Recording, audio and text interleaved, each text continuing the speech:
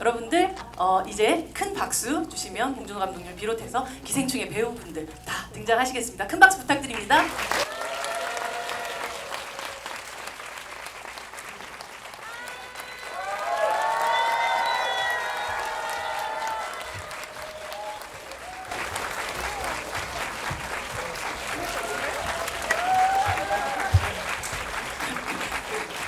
같이 인사를 하시죠. 네, 저희 인사하고 자리에 앉을까요? 네, 차렷 인사. 네, 자리에 앉아주시기 바랍니다. 아마 오늘 기생충으로 하는 여러분들 관객들 만나는 거의 마지막 행사가 아닐까라는 생각 드는데요. 감독님 먼저 모든 이 기생충에 또 함께 하신 모든 분들에게 너무나 축하의 인사를 드립니다. 네, 이젠 너무 옛날 일 같죠, 감독님? 깐이라는 건. 예, 과거사가 됐습니다. 이제 드디어 개봉도 했고 이제 더 깊은 얘기를 좀 나눌 수 있는 그런 시간이 되지 않을까라는 생각이 드는데, 감독님, 배우분들 저희 이 검은 상자를 저희와 함께 열어보시도록 하겠습니까?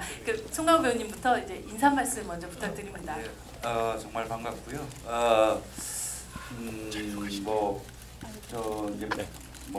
지금 봉준호 감독께서도 이제 여러 번 말씀드렸는데, 그 영화제를 위해서 영화를 만드는 사람은 아무도 없을 겁니다. 열심히 좋은 영화를 만들다 보니까 그런 큰 영광된 어떤 순간을 또 이렇게 느끼고 이런 그런 시간들을 보냈는데, 이 영화가 제일 중요한 거는 여러분들이 어떻게 느끼고 또 생각하고 또 감정이랄까 감흥이랄까 이런 것들을 제일 중요한 것 같아요. 그래서 저희들도 제일 이제 개봉을 한 지가 이제 이틀 됐는데 여러분들 반응, 여러분들의 어떤 느낌들을 제일 궁금해하고 또 정말 그러니까 긴장되고 또 설레기도 하고, 예, 그렇습니다. 예. 네, 박수 부탁드립니다. 일단 이렇게 극장에 많이 와주셔가지고 진심으로 감사드리고요. 지금 벌어지고 있는 일들이 제가 지금까지 겪어보지 못한 경험을 하고 있어서 조금 현실감이 좀 없긴 한데 그 벅참은 계속 남아있는 것 같아요. 하여튼 오늘 1시간 즐거운 시간 되셨으면 좋겠습니다. 감사합니다. 배우님, 저희 영화를 놓고 여러분들하고 이런저런 이야기를 많이 나눌 수 있을 것 같아서 너무 기대됩니다. 감사합니다. 네, 부탁드립니다. 안녕하세요. 최우식입니다. 죄송합니다. 전까지 소개를 했나요? 죄송합니다. 저희 와주셔서 너무 감사하고 오늘 재밌게 잘 얘기했으면 좋겠습니다. 감사합니다. 박소담 배우님. 네, 안녕하세요. 저는 기정역을 맡은 박소담입니다. 반갑습니다. 영화 재미있게 보셨나요? 네. 저도 빨리 이런저런 이야기 나누고 싶습니다. 네, 좀 이따 또 봬요. 감사합니다. 네, 박수 부탁드립니다. 장혜진님. 안녕하세요. 충숙역의 장혜진입니다. 많이 놀라셨죠? 오늘 만나 뵙게 돼서 너무 반갑습니다. 감독님, 이번 깐에 갔다 오셔서 별명 부자가 돼서 오셨던데요. 봉도르를 비롯해서 황금 복려상, 충무봉이 되셨던데, 충무김밥 드시고 싶다고 얘기하셔가지고. 네, 어깨가 그렇게 쑥스럽습니다. 이제 봉태기라는 그 과거의 별명에서 이제 새로운 별명으로 새로운 봉준호로 태어나신 느낌입니다. 뭐 상을 받은 것은 무척 기쁜 일인데 그냥 받은 날 하루만 즐거워해야겠다 이런 마음이었고요. 돌아오는 비행기에서도 계속 시나리오를 썼었고요. 다음 시나리오는요? 예, 쓰고 있습니다. 그래서 이제 경력의 마지막이 아니라 경력의 시작이 됐으면 하는 마음으로다가 열심히 일을 하고 있고요. 오늘은 사실 이제 방금 영화를 보셨지만 이렇게 이 영화가 뿜어내는 에너지나 파괴력은 대부분 우리 다 배우분들로부터 나오잖아요. 이렇게 멋진 배우분들과 일해볼 기회가 또 있을까 저도 참 그런 생각이 드는데, 그래서 특히 우리 배우님들 이렇게 와 계시니까 배우님들께 많은 질문과 대화가 이렇게 집중되면 참 좋을 것 같아요. 네, 저 뭐 배우 연구소 하고 있는 사람이라서 배우에게 집중하도록 하겠습니다. 너무 소외받는 느낌 받지 않으셨으면 좋겠습니다. 네. 이 영화를 관통하는 어떤 하나의 단어가 있죠. 바로 계획인데요. 영화를 찍기 전에 각각들이 배우분들도 감독님도 세우셨던 어떤 계획이 있을 테고 이 영화를 끝내고 났을 때 맞아 떨어졌던 계획 혹은 절대로 계획대로 안 됐던 계획 있으셨을 것 같아요. 송강호 배우님부터 좀 들어볼까요? 이렇게 어려운 어렵습니까? 질문을 첫 번째로 아버지가 얘기하셔야죠. 누가 하겠어요? 아, 모범을 보여주세요. 저희들은 계획대로 안 된 거는 거의 없는 것 같고요. 예, 다 계획대로 된 것 같아요. 세우셨던 계획이 무엇이었어요? 사실은 네. 무계획이었죠. 노플랜. 네. 왜냐하면은 저희들이 뭐 이 영화가 진짜 뭐 칸영화제 황금 종려상을 받을 거라는 생각이라 또 영화제 자체의 출품 경쟁에 들어갈 거라는 생각 그리고 여러분들 이렇게 이런 열정적인 어떤 여러분들하고 만남들이 이제 애초부터 그런 계획을 세우고 영화를 만들고 그러지는 않는 것 같아요. 그게 또 그런 계획을 세운다고 해서 계획대로 되는 게 아니니까. 그렇듯이 이제 기택의 어떤 마음이 약간 이제 자조적이고 좀 자괴감 같은 느낌에서 이제 참 슬픈 대사죠. 아들에게 계획이 없어야 된다라는 말을 하는 어떤 환경이라는 것이 저희들 주변에 이렇게 주변 속에서 이제 그 기택내가 살아가고 있으니까 그게 참 슬프기도 하고 만감이 교차하는 그런 대사가 아닐까 이렇게 생각이 듭니다. 네, 그 계획에 대한 이야기를 조금 더 해주실 배우분들 혹시 있으세요? 이 영화 들어가기 전에 난 좀 이런 계획 세웠었다. 하지만 이성균 배우님, 저 한번 쳐다보셨던 거를. 아니 저는 뭐 계획이라기보다 제가 너무나 하고 싶었던 봉준호 감독님과의 작업이라 너무 좀 염려가 됐던 것 같아요.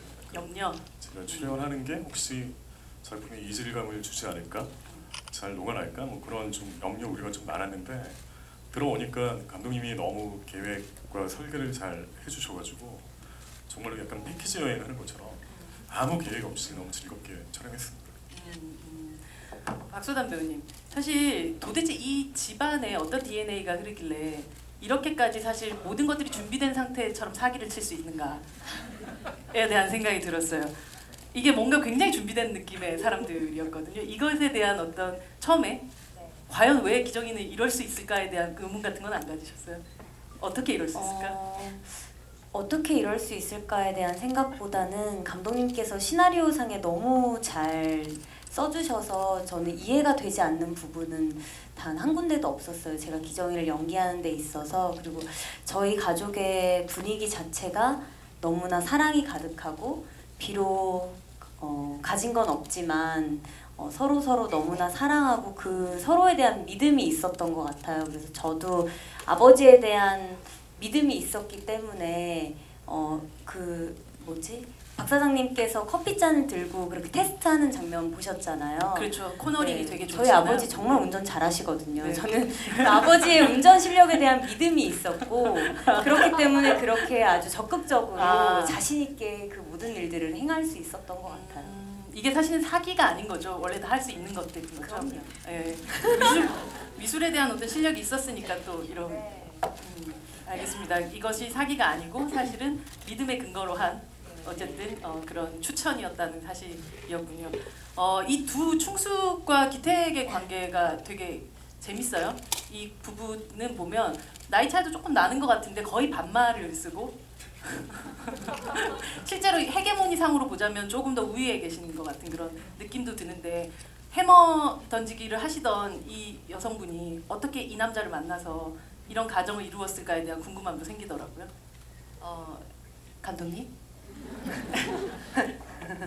저희는 뭐 그런 부분에 크게 얘기를 하지 않습니다. 전사 같은 거 미리 막 작성해보고 이러진 않는데요. 근데 어쨌든 확실한 건 하나, 이렇게 물리적으로 완벽하게 남편을 제압할 수 있다. 이 아내는 첫 장면부터 발로 툭툭 차면서 시작하잖아요. 그래서 예, 뭐 그렇게 설정하고 지나가니까 이제 그 뒤부터는 되게 자연스럽게 술술술 풀어지더라고요. 그래서 또 클라이막스에서는 또 우리 장혜진님이 거의 액션 배우 같은 막 도끼였나? 도끼 들고 달려가고 막 그러죠. 네. 멋지더라고요. 칸 영화제에서는 이렇게 탁 치는 순간에 그래서 지하로 떨어지는 순간에 박수가 터져 나왔었던 네, 네, 문광님에게 너무 슬픈 그 장면에서 굉장히 큰 박수가 네, 나왔었던 기억이 나기도 합니다. 우리 영앤 심플하신 사모님 이 영화에서 등장이 굉장히 저는 흥미로웠었거든요. 네. 자고 있다. 그것도 뭐 침대에서 자고 있는 것도 아니고 멀쩡한 대낮에 낮에서 바깥에서 자고 있는 그런 은근히 많이 자고 있어요. 그 영화에서. 많이 자죠. 나중에 보면 문광 씨도 자고 있고. 네, 네. 남편 기다리다가도 그 비싼 침대에서 네. 실컷 입고 자고 있고. 네. 네, 첫 등장부터 저는 엄청 마음에 들었어요. 왜 이런 등장이어야 할까에 대한 생각 혹시 안 해봤어요? 아, 그런 생각은 못했던 것 같아요. 그냥 이런 여자여서 너무 좋다.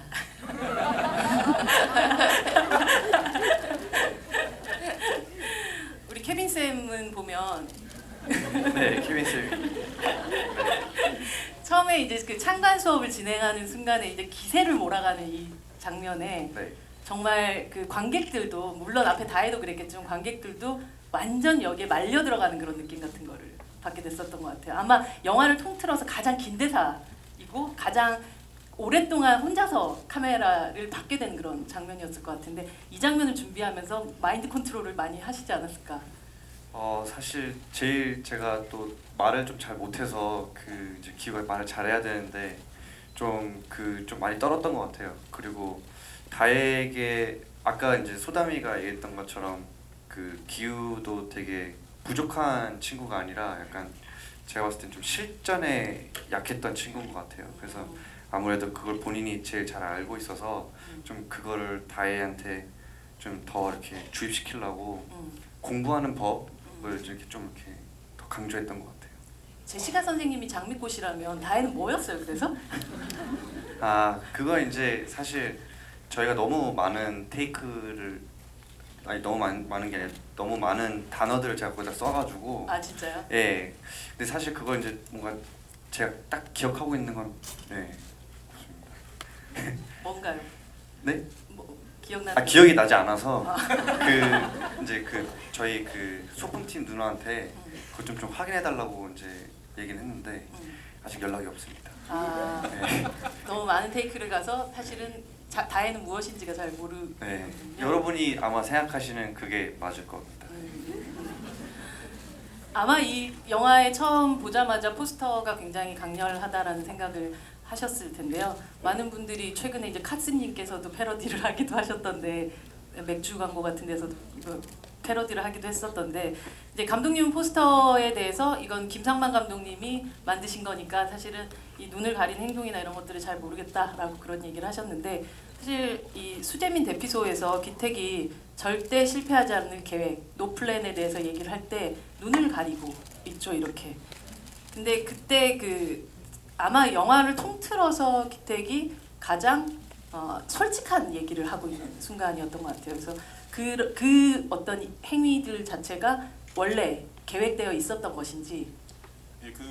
그 대사에 대해서는 사실 뭐 현장에서 저가 이제 강호 형님과 저가 이렇게 대화를 많이 막 나누고 그런 편 아니고 그냥 자연스럽게 찍어 나가는 타입인데 그 씬의 그 대사만큼은 저나 형님이나 따로 식사하면서 따로 얘기도 나누고 의논을 많이 했어요.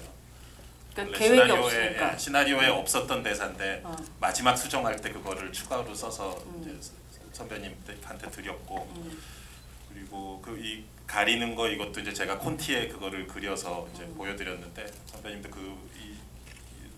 이 자세를 좋아하셨고요. 그리고 움직이는 입만 보이게 되잖아요. 네, 그렇죠. 그 상태에서 약간 좀 무시무시한 말을 사실 그 아들한테 할 만한 얘기의 말은 아닌데 드디어 이제 기택의 속내가 드러나는 부분을 이제 하신 거죠. 그래서 그 장면 찍었을 때 이렇게 저도 긴장이라기보다도 뭐랄까 되게 차분한 마음으로 집중해서 찍었던 그런 기억이 나네요.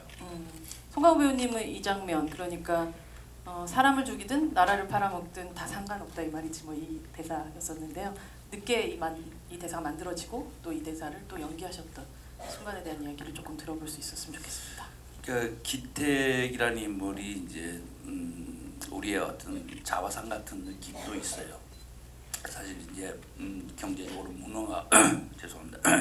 경제적으로 무능하고 그렇게 이제 가장으로서의 역할을 좀 뭔가 이렇게 제대로 못하는 어떤 사람이지만 사실은 뭐 나름 뭐 카스테라도 해보고 또 발레도 뛰어보고 대만 카스테라 무슨 잘못인데 이 영화에서 이렇게 그렇죠.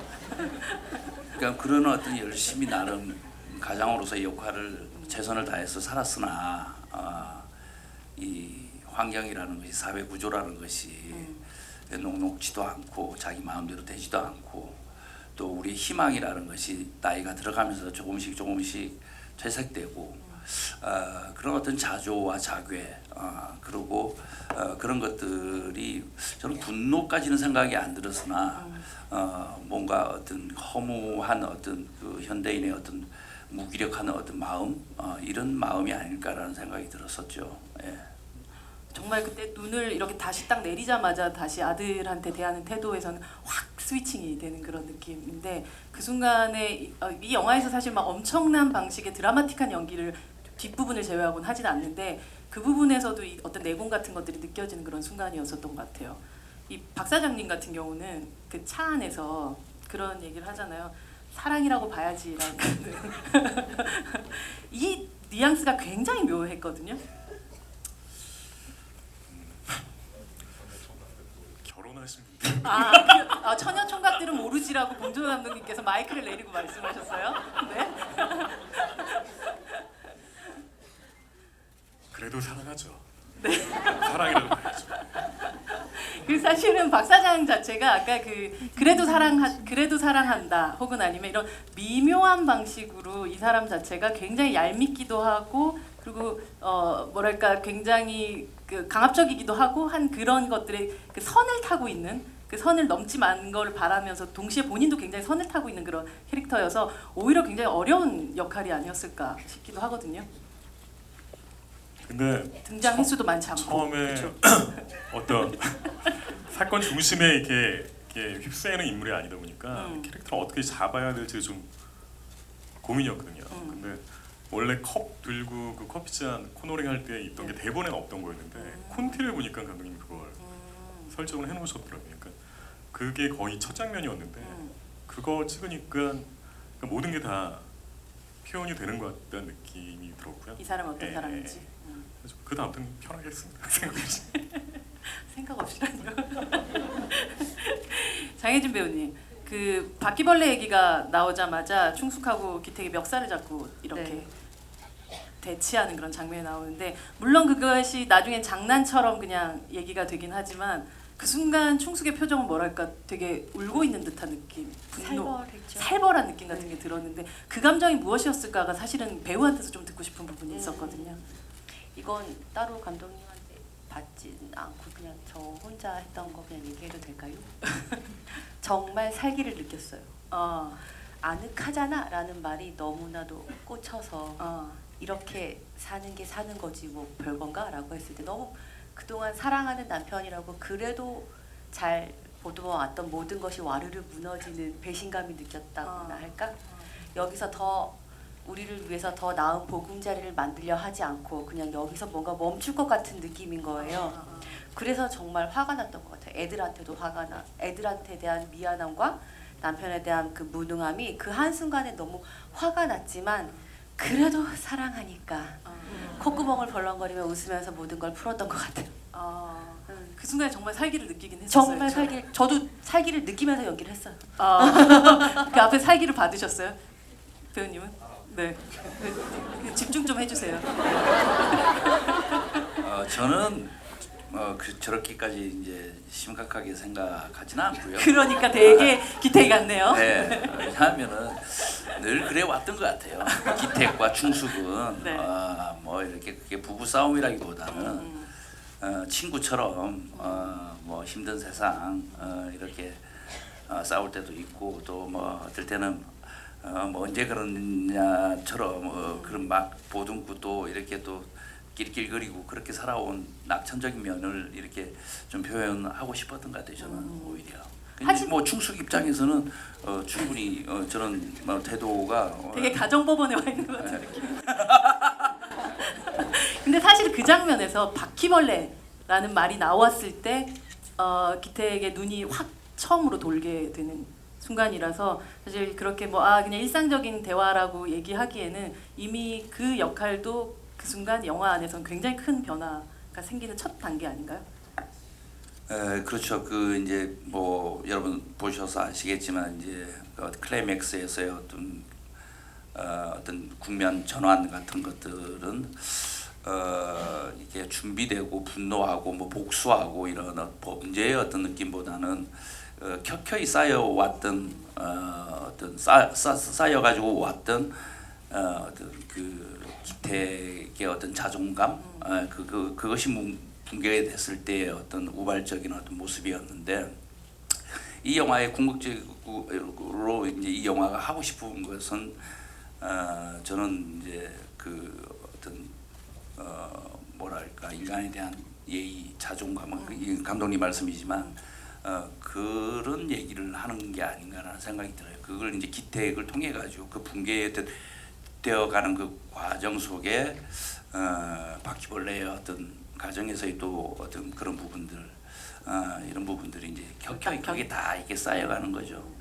결국은 가장 이제 결정적인 게 뭐 아시겠지만 그 밑에 누워서 이게 자식들과 그 자기 냄새에 대한 얘기를 들었을 때의 어떤 이제 마지막 끈이 끊어지는 듯한 느낌이고 그랬던 것 같습니다. 예. 제시카 외동딸 일리노이 시카고 같이 두 분 한번 이거 좀 시연 한번 해주실까요? 제시카 오랜만에 두 분이 과 선배는 제가 먼저 시작할게요. 예. 둘, 셋, 넷. 제시카 외동딸 일리노이 시카고 과 선배는 김진모 그는 이사촌. 그는 이사촌. 네, 그는 이사촌. 사실 이게 독도는 우리 땅 아닙니까? 네, 맞아요. 네, 근데 이게 보면 최우식, 박소담 배우 또래가 바로 떠올릴 만한 그런 음은 아니지 않나요? 아니요. 많이 익숙한 꽤 느낌이었나요? 나이가 있어요. 여기에 이 음을 붙인 거는 감독님의 원래 처음부터 아이디어셨나요? 네, 네. 예, 시나리오에 이렇게 써놨는데 사실은 2절, 3절도 있어요. 네. 진짜요? 찍진 않았죠. 원래 엄청 긴 가사가 있었어요. 찍지는 않고 네. 그리고 되게 영역을 확장하고 또 지키러 가는 어떤 출정가 같은 그런 느낌이 들기도 했었고 신라 장군 이사부가 지하에서 웃는다고 가사가 있어서 되게 스포일러 같다는 생각도 좀 지하라는 대사가 있어서 그런 생각도 들기도 했었고 이제 약간 이제 두 사람 자체가 굉장히 팀을 이루어서 했어야 되는 부분들이 되게 많잖아요. 기정이랑 기우랑 그러다 보니까 약간 믿음의 벨트 같은 것들이 생기는 어떤 순간 같은 게 있으셨나요? 저희 둘이요? 네, 두 사람 사이에서. 일단 저도 처음에 시나리오를 받고 제가 제일 처음 외웠던 대사가 그 노래였던 것 같아요. 뭔가 그 노래를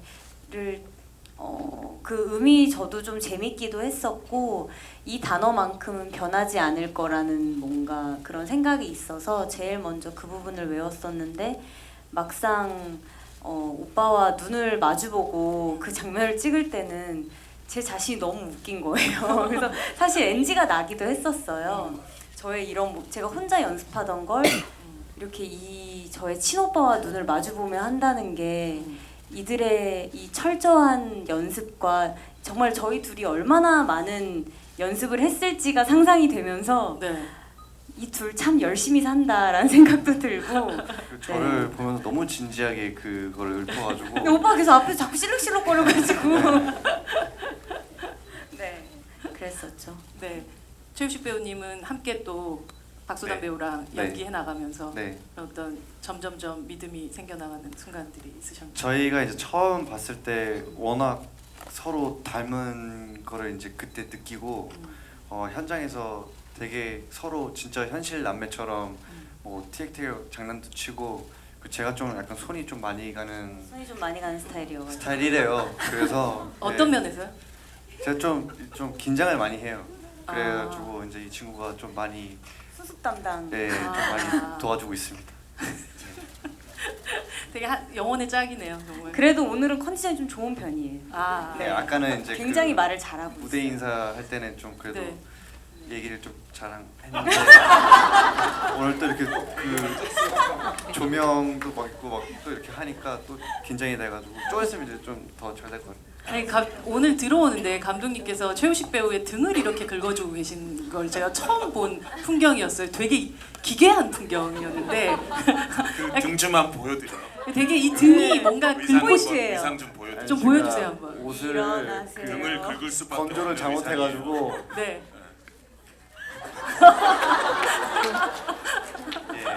아, 그게 아까 올린 게 아니었어요? 예 원래 좀 의상 자체가 그렇게 보면 긁고 싶어지지 않아요. 아, 그러네요, 원래 정말. 해피들만 입는 건데 네. 제가 또 한번 도전해봤습니다.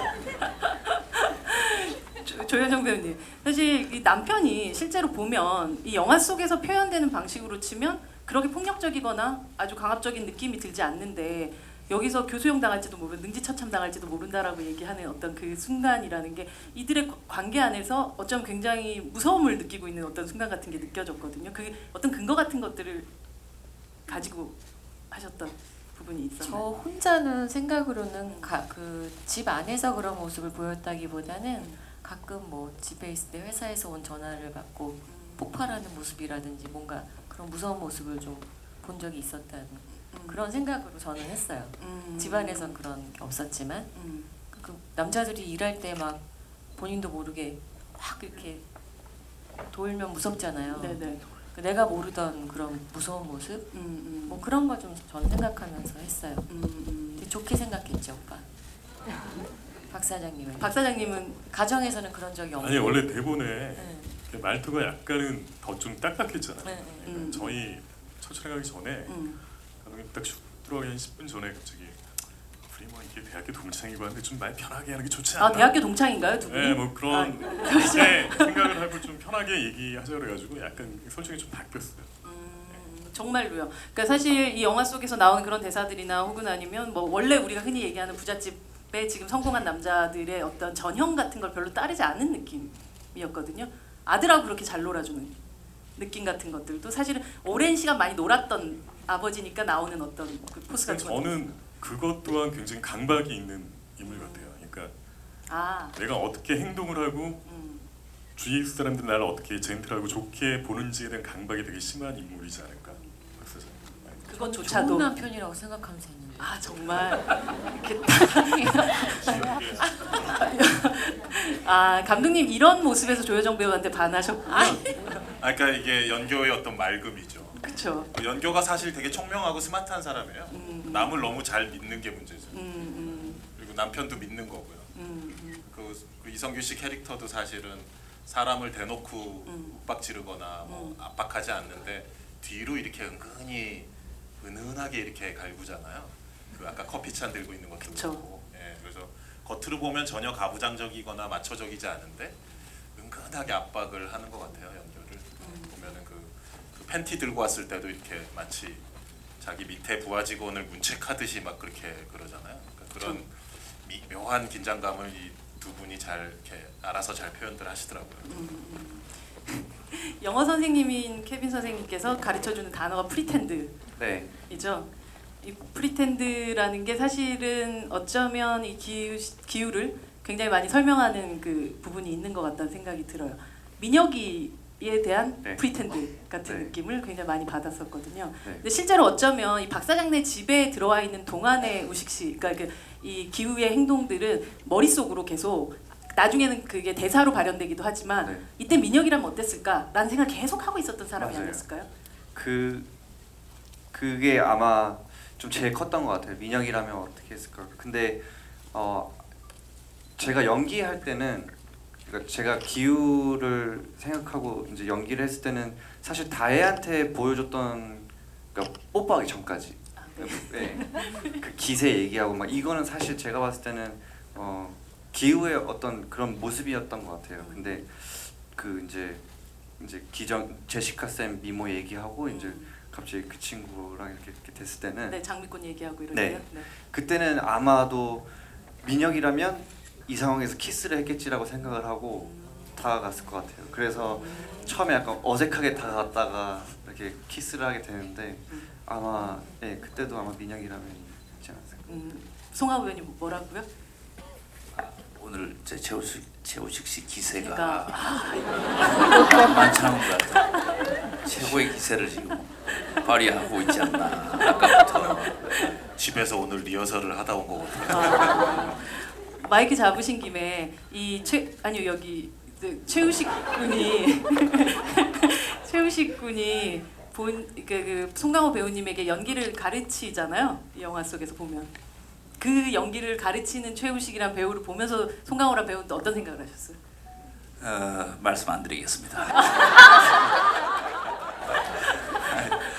농담이고요. 그 장면이 좀 이렇게 좀 유쾌한 웃음이 이렇게 촬영장에서도 많이 나왔던 것 같아요. 이제 그걸 지켜보는 뒤에 이렇게 그 우리 스태프분들도 많이 웃었던 것 같고. 네. 예. 그걸 뭐 이렇게 뭐 특별히 저랑 재우식 씨가 막 웃겨서 웃는다기보다는 그런 상황이 너무 웃기잖아요. 예. 참 한심하기도 하고 어떻게 보면은 그래서 웃기기도 하고 그렇지 않았나 이렇게 생각이 됩니다. 영화 속에서지만 그래도 대배우 송강호 배우를 이렇게 연기 지도를 하셨던 어떤 예. 소감. 뭐 연기였지만 그래도 감히 누가 진짜 선배님의 연기를 이렇게 할 수가 없잖아요. 이렇게 말을 더듬으세요. 즐거워하시는 것 같아요. 아니 지금 살짝 긴장되고 있습니다. 저 되게 재밌게 잘 촬영했었어요 그때. 실제로 저희 막 너무 웃겨가지고 NG도 많이 났었고. 재밌었어요. 전원 취업하고 난 다음에 원래 이제 필라이트만 먹다가 갑자기 삿포로를 먹는데 충숙만 필라이트를 먹고 있어요 계속? 충숙만 그것을 계속 지키고 있는 이유가 있나요? 남은 거 처리하는 거지. 정말 남은 걸 먹는 엄마들의 마음이란. 네. 진짜 그런 뜻이었군요. 네, 저는 네. 이제 충숙만이 네. 이것에 지금 동요되지 않고 계속 이 삶을 잘 이렇게 유지하겠다라는 어떤 의지 같은 걸로 남은 좀 거 처리하고 삿포로 먹고. 그렇죠. 비싼 걸 많이 먹죠. 그렇군요. 봉준호 감독님에게 복숭아란? 복숭아 저 좋아하는데요. 네. 제 대학 동기 여학생 중에 네. 진짜 그 털이 1m만 와도 온몸이 그렇게 되는 친구가 있었어요. 근데 참 무식했지 우리가 그 동기생들이 MT 가서 그 누가 또 그 엘러지의 심각성을 모르고 그걸 장난으로 복숭아를 누가 일부러 사와서 야 이렇게 했던 난리가 났었거든요. 그때 그 되게 충격적인 사건이었는데 그 기억이 나서 그렇게 하게 됐어요. 아니 그 오랜만에 다시 살인의 추억을 보니까 또 복숭아가 굉장히 슬픈 그건 과일이죠. 너무 뭐 끔찍한 실제 에피소드라 네, 그 자리에서 네, 네. 얘기하기는 좀 꺼려지긴 한데. 네, 그래서 뭔가 이 네. 복숭아라는 것 자체를 굉장히 싫어하시는 건가라는 생각을 해서 여쭤봤었던 건데 감독님이 잘 드신다는 거죠? 네, 저는 좋아합니다. 이 지하 공간이라는 것이 지금까지 봉준호 감독의 영화 속에서는 사실 힘을 가진 사람이 무언가를 채집해서 그 안으로 숨기는 공간이었죠. 뭐 보일러 김씨 같은 경우도 막 온갖 군데서 다 가져와가지고 밑에다가 숨기고 괴물 안에서도 어쨌든 자기가 잡아온 인질들을 그 안으로 넣는 공간이었다면 이 영화 속에서 지하실은 사실 주체가 바뀐 느낌이기도 해요. 실제로 그 원래 잡혀갔어야 될 존재들이 스스로 기어 들어가는 공간이거든요. 어떤 면에서 그런 면에서는 굉장히 지하 공간을 지금까지 아주 사랑해 왔었던 봉준호 감독이지만 이 지하 공간을 바라보는 느낌이 굉장히 바뀐 영화가 아닐까. 뭐 지하 공간이 제 영화에 여러 번 나왔는데 이번이 특히 더 슬픈 지하실인 것 같아요. 그렇죠. 2층 또 두 번째 구조로 또 되어 있거든요. 네. 더 안으로 들어가고. 거의 멀쩡한 우리 같은 똑같은 제 존엄성을 가진 한 사람이 그러니까 유령으로 취급되는 공간이잖아요. 근세라는 인물이 이제 유령이 되고 있잖아요. 거기서 뭐 실제 유령처럼 찍혀진 장면도 하나 있긴 하지만 그 장소를 또 이제 결국은 우리 아버지가 기택이 또 들어가게 되고 그래서 그런 슬픔이 있는데 이제 또 뭐 원래 주인공들은 또 지하는 아니고 반지하에서 살았잖아요. 그렇죠. 네. 반지하라는 느낌이 아직은 지상이라고 믿고 싶은 공간이잖아요. 근데 까딱만 한 발만 잘못 디디면 이제 진짜 지하가 될 것 같고 그런 불안감과 또 그런 불안과 두려움이 있는 곳이고 해서 반지하 지하 통틀어서 어떤 슬픔이 있는데 또 본인들끼리 그런 대화를 하는 게 또 있어요. 그 근세랑 기택의 대사에서 뭐 이런 데서도 사라지나 그러면 뭐 땅 밑에 사는 게 한둘이냐 뭐 그런 얘기 하잖아요. 반지하도 다 뭐 지하인데 그래서 좀 되게 여기서 슬픈 태어난 것 지하실인 같기도 것 하고 같아요. 뭐, 네, 그런 대사들이 나오는 되게 슬픈 지하실이었던 것 같아요. 확실히 이번에는 이 영화를 보다 보면 사실 저는 기생충을 귀가의 영화라는 생각을 하면서 봤던 것 같아요. 집으로 돌아오는 영화라는 생각을 했던 게 봉준호 감독이 지금까지 찍어왔었던 영화들에서 개도 집을 나가고 뭐 괴물에 잡혀서 아이도 집을 나가게 되고 뭐 아들은 잡혀서 또 집을 나가게 되고 모든 사람들 다 집을 나가고 집 밖에서 돌고 그 추운 데서 열차는 계속 뺑뺑 돌고 있고 돼지 잡으러 미국 가야 되고 뭐 이런 식이다가 그래서 사실 살인의 추억에서도 링겔 맞는 장면도 보통 이제 집에서 맞을 것 같은 장면을 그런 바깥에서 나무 밑에서 링겔을 맞고 근데 처음으로 집으로 들어오는 영화였다는 생각이 들어요. 그래서 이 영화의 제목 이름들에 대한 얘기들을 뭐 기자와 충자에 대한 이야기도 많이 하지만 기택이란 이름의 이 택자는 집에 대한 이름에서 나온 건 혹시 아닌지. 진짜 그렇네요. 아니에요? 이후 인터뷰가 더 있으면 그거 되게 인용하고 싶은데 인터뷰가 다 끝나서 그 생각은 못했네. 아깝다. 저는 사실 과거 어떤 80년대 실존했던 정치인을 떠올리면서 되게 허허실실했던 정치인 한 분 계셨는데 네. 뭐 이제 강원 선배님 지금 고개 끄덕끄덕 하시는데 저희 연식의 분들은 좀 잘 아실 겁니다. 근데 택에 대한 그런 생각은 못했네요. 근데 지금 그렇게 추측해 볼 수 있을 것 같습니다.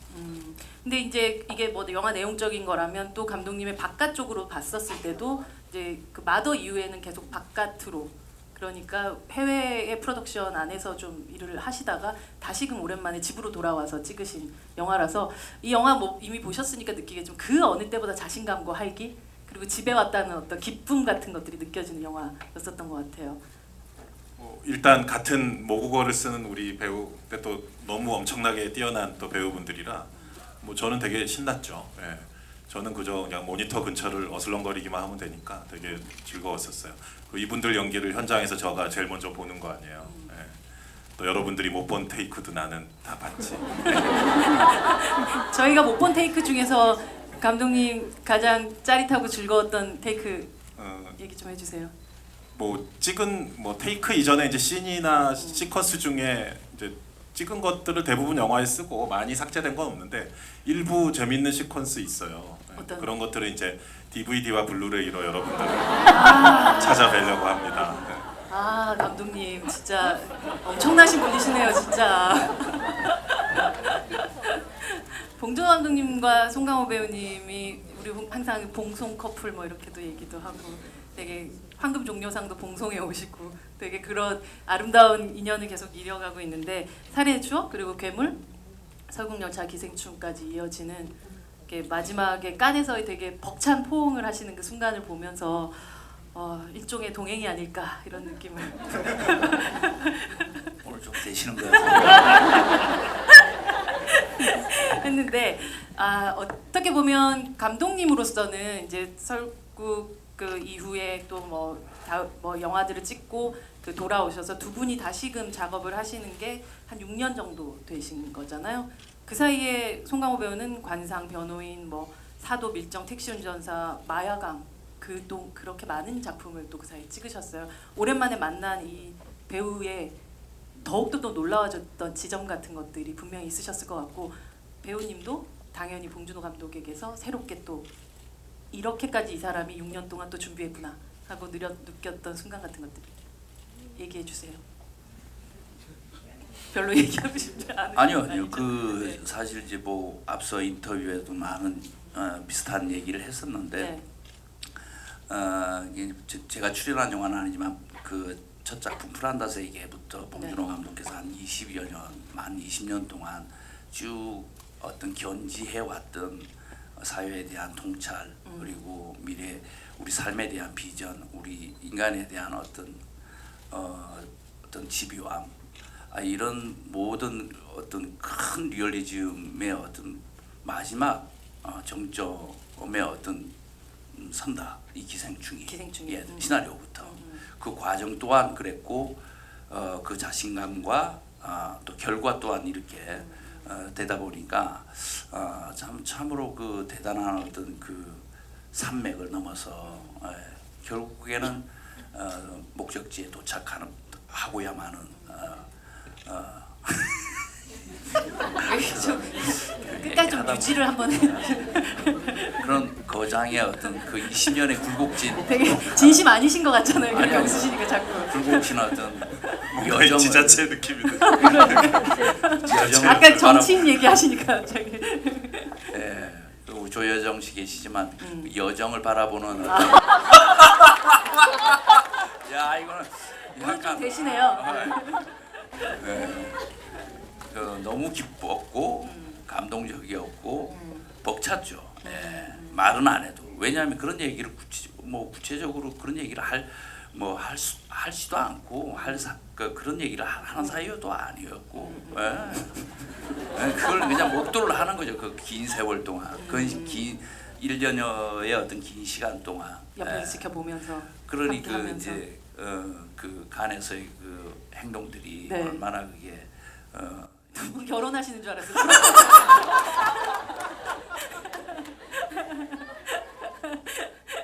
처음에 기생충 시나리오를 먼저 보셨어요? 아니면 이런 아이디어가 있는데라고 들으셨어요, 오히려? 늘 이제 봉 감독님은 이제 그걸 시나리오 딱 써가지고 이렇게 딱 이렇게 이런 거보다도 아주 몇 년 전부터 조금씩 얘기를 이렇게 해 오시면서 결국에 이제 시나리오를 주시는 그런 작업들을 해왔죠. 예. 감독님은 네. 저는 좀 더 이제 약간 어린애 같은 유치한 차원에서 말씀을 드리고 싶은데 이제 네. 제가 또 막내로 자라서 그런지 이게 좀 유치한 욕심 같은 거, 질투심 이런 게 많아서 감독이나 배우분들이 좀 비슷한 그런 게 있을 텐데 예를 들어 나랑 같이 일한 배우의 최고작이 내 작품이었으면 하는 그런 약간 유치한 욕심이 있잖아요. 배우분들은 또 저 감독 영화 중에 최고작이 내가 주인공이었는 영화였으면 하는 약간 좀 유치한 마음이지만 솔직히 그런 게 없진 않거든요. 그럼요. 그럼 제 입장을 한번 상상해 보세요. 그 유치한 관점에서 이제 강호 선배를 봤을 때 그 6개의 작품을 강호 선배님은 이창동, 김지훈, 박찬욱 감독 이런 많은 거장분들과 일을 하시고 밀양, 박쥐 이런 어마어마한 작품들을 이제 그 틈바구니에서 제가 그치만 강호 형님의 대표작이 내 영화가 됐으면 좋겠어 이런 그러니까 집에서 막 이렇게 장난감을 입에 깨무는 그런 어린애처럼 막 그런 생각을 하면서 시나리오를 쓰는 거예요. 그러니까 이게 마음이 조마조마하죠. 그러니까 대사 하나, 묘사 하나 잘하고 싶고 처음 시나리오를 보셨을 때 이렇게 확 이런 게 어떤 매혹되는 장면이 있으셨으면 좋겠고 그래서 처음 시나리오 들을 때 약간 드릴 때 조마조마했던 그런 기억이 나요. 그래서 되게 행복하시겠어요, 요즘.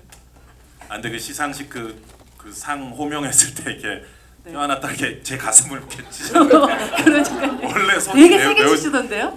나 갈비뼈가 골절되는 줄 알았어요. 너무 나중에 긴장 풀리고 나니까 여기 너무 아프더라고요.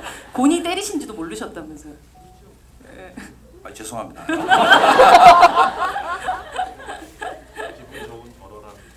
기분 좋은 얼얼함이라고 마이크 내려놓고 말씀하시긴 했습니다. 사실 의외로 이게 고마움들 혹은 아니면 어떤 이 영화를 함께 했었던 즐거움들 같은 것들을 동료 배우들한테 얘기하기 좀 혹은 감독님한테 얘기하기 힘든 부분들이 있는 것 같아요. 약간 이런 공식석상에서 할 수 있는 게 아닐까. 그냥 단순히 감사합니다 좋습니다가 아니라 어떤 면에서 또 이렇게 이 작업이 행복했었는지 우리 충숙 씨부터. 제가 이 말만 하면 울어서 다들 긴장을 하세요. 한번 또 이제 마지막에 또 한번 우셔야 되는 거 아닙니까 그래도? 그래서 들고 할게요. 오늘 울지 않으려고 집에서 연습을 열심히 했는데 이 질문을 하시면 오늘 울지 않고 정말 제정신으로 한번 해보겠습니다. 하도 말을 이상하게 해서 정말 이분들과 같이 여기 안 계신 정은 언니도 계시지만 같이 작업을 한다는 게 저한테 너무 꿈 같은 일이었고 믿을 수가 없는 일인 거죠. 아휴, 연습을 했는데 놀러버리네. 사실 저는 저한테 이런 일이 올 거라고 어렸을 때는 상상을 했었지만 나이가 들면서 오질 않길래 포기를 했었죠.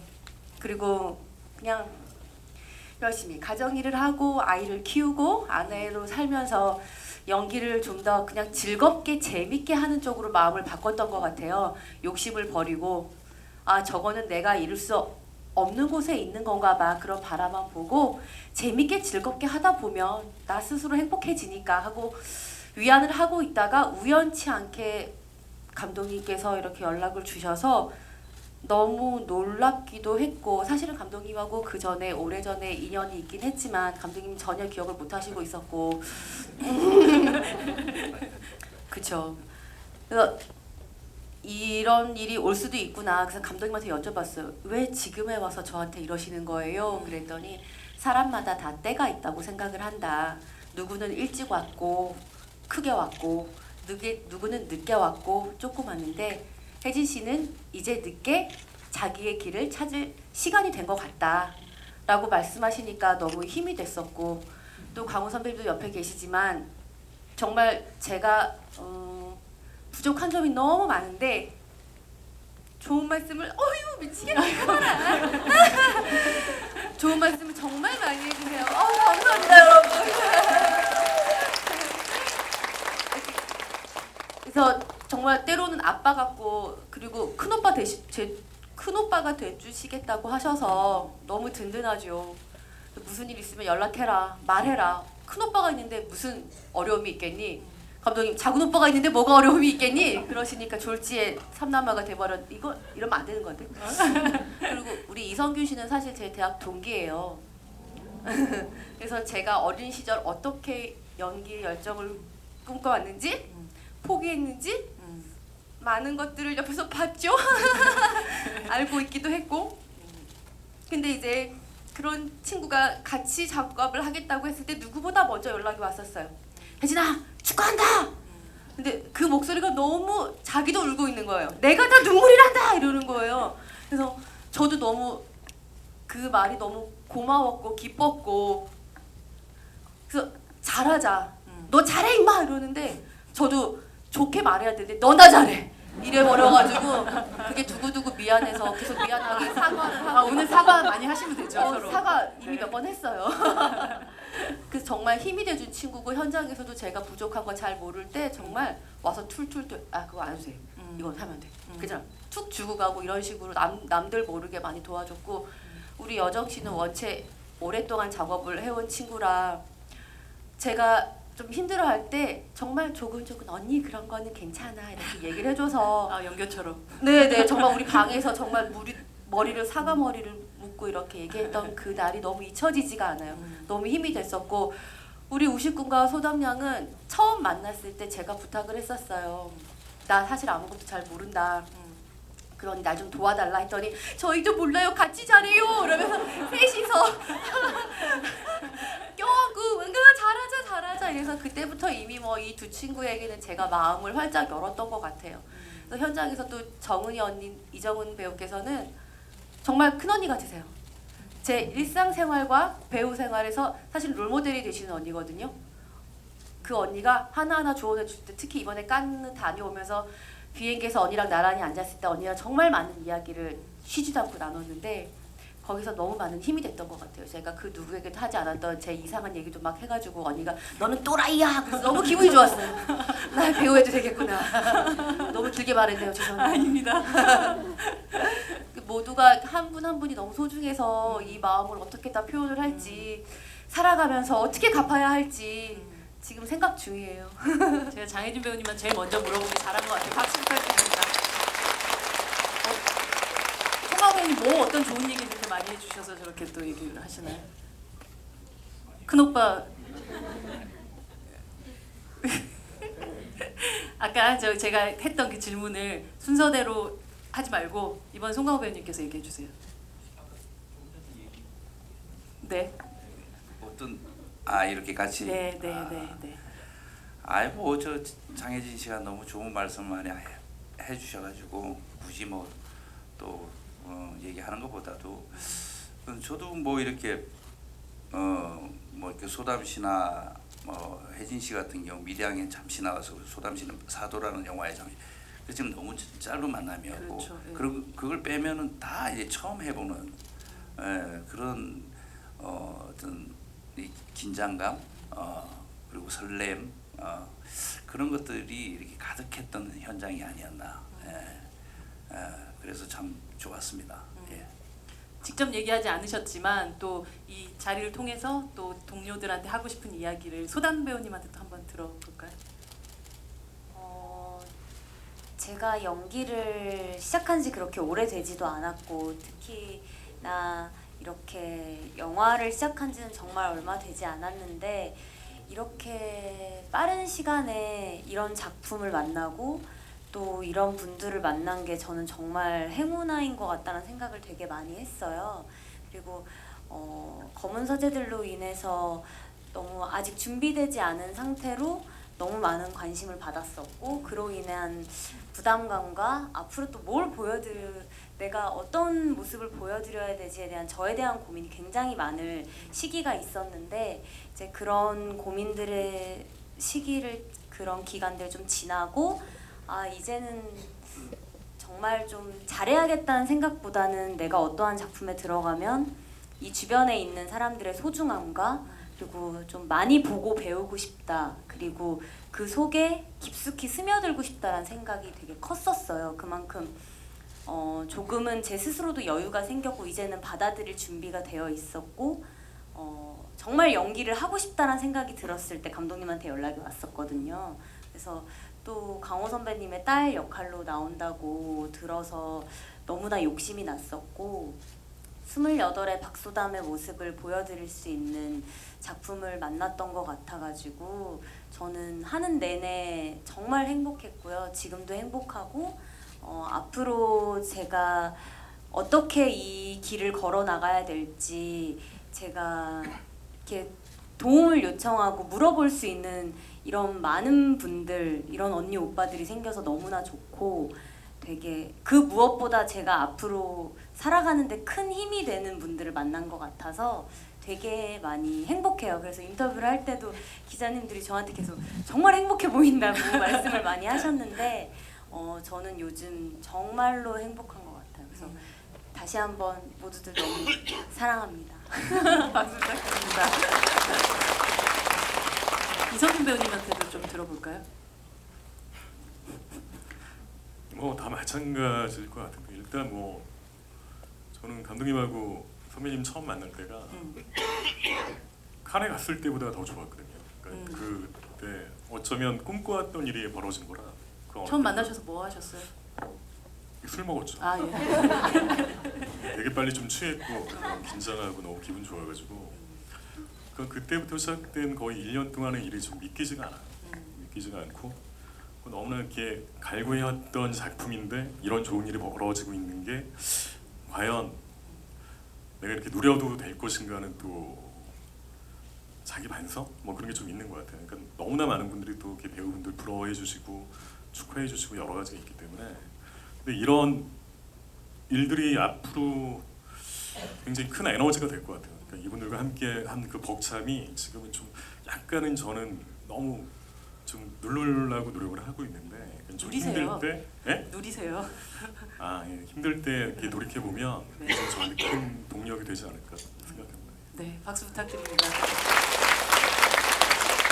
전 조효정 배우님이 너무 멋진 사람이자 되게 멋진 배우라고 생각을 쭉 해왔었는데 또 이 작품을 보면서 확실히 더욱더 감독님 사람 본 눈이 있구나라는 느낌을 더 많이 받기도 했었던 것 같아요. 예, 조영정 배우. 네, 네. 이 작품 본인에게 또 아마 연기하는 배우의 인생 안에서도 굉장히 큰 의미를 또 가지게 되는 작품이 아닐까 싶기도 하고 이런 동료들에게 또 못했던 말 오늘 이 자리를 통해서 주시기 바랍니다. 저는 조금 표현을 하는 성격인 것 같긴 해서 네. 평소에도 많이 하셨군요. 아닌가? 평소 저만 그런 것 같네요. 표현을 좀 되게 연교 같네요, 정말. 좋다는 표현을 좀 못 감추는 스타일이어서 계속 떠들어요, 좋다고. 그래서 못한 이야기는 없는 것 같고 작품이 끝나고 나서 허하지 않았던 이제 게 처음이었어서 그게 좀 놀라운 경험이었어요. 다 이렇게 소모됐다는 느낌을 받을 때가 대부분이라서 좀 채울 시간이 필요하다는 그런 기분이 들 때가 많은데 끝났는데 아직 작품을 한 것 같지도 않은 오히려 하기 전보다 더 꽉 차 있는 느낌? 굉장히 신기한 기분이고 행복하다는 말을 하기가 좀 약간 두려운 나이가 된 것 같아요. 좀 선배님들 앞에서 부끄럽지만 뭔가 행복하지 않은 일이 일어날 것 같고 행복하다는 말을 뱉어버리면 좀 처음으로 행복했어요. 연기 시작을 하고 작품 끝나고 나니까. 그래서 그냥 네, 너무너무 감사하죠. 표현이 다 안 될 정도로 정말 감사합니다. 박수 부탁드립니다. 오늘 좀 말씀 잘 되는 최우식 씨 마지막으로 저희가 진짜 감독이 되게 흥미진진하게 쳐다보고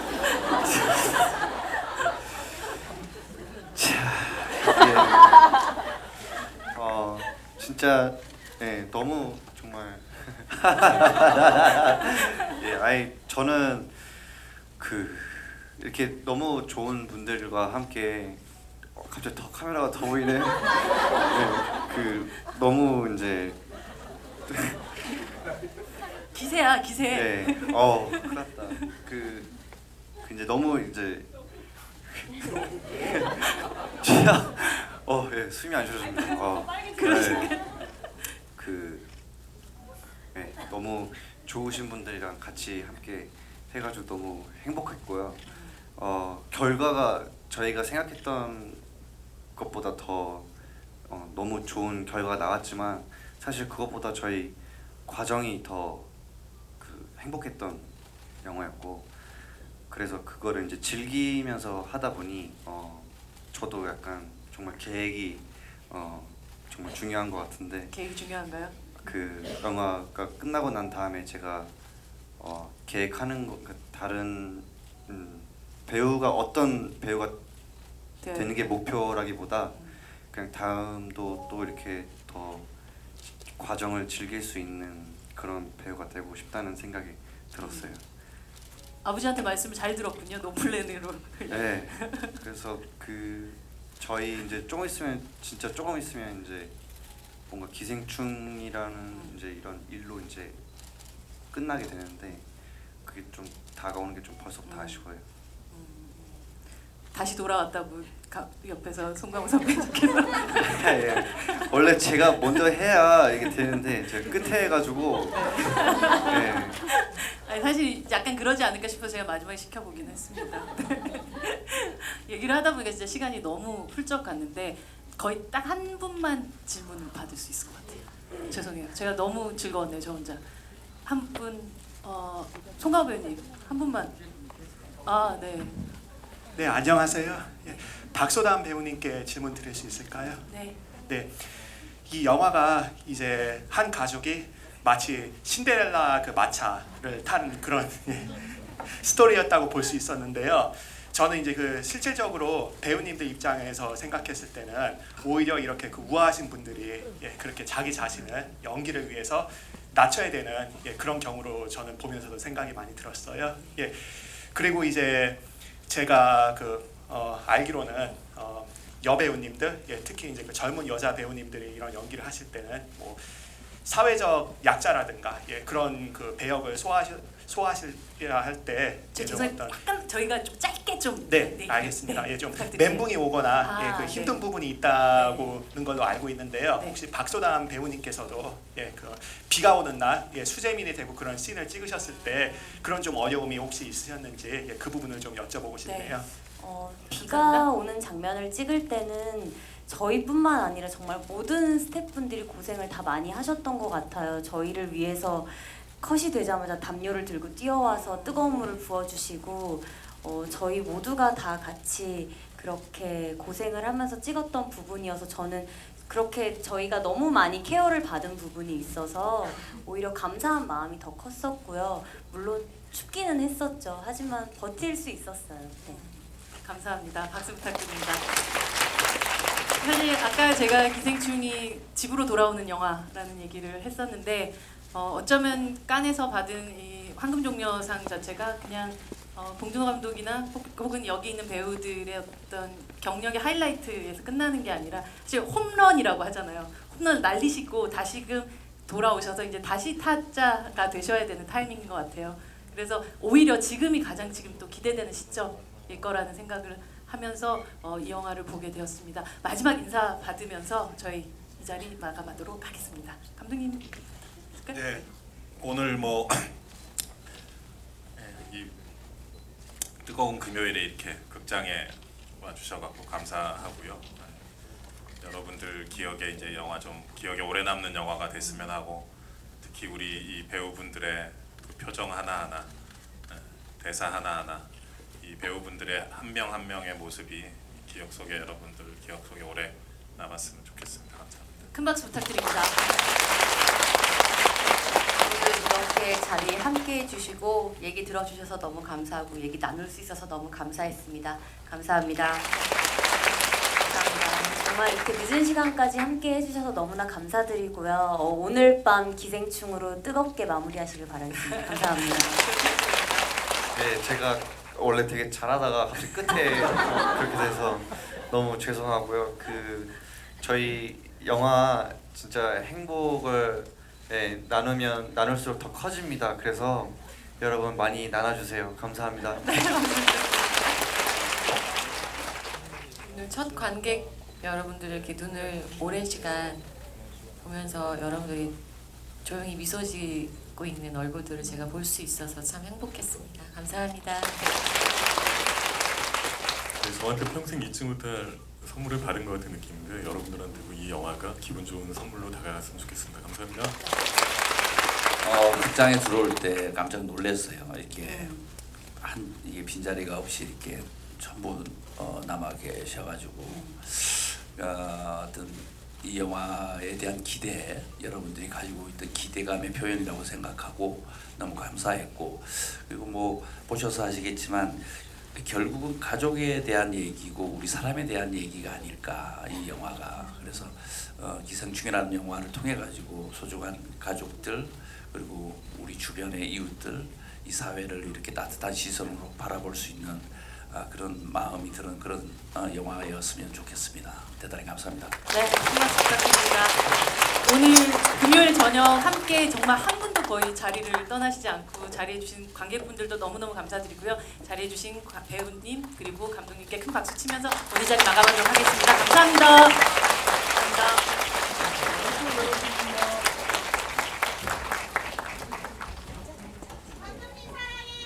감사합니다.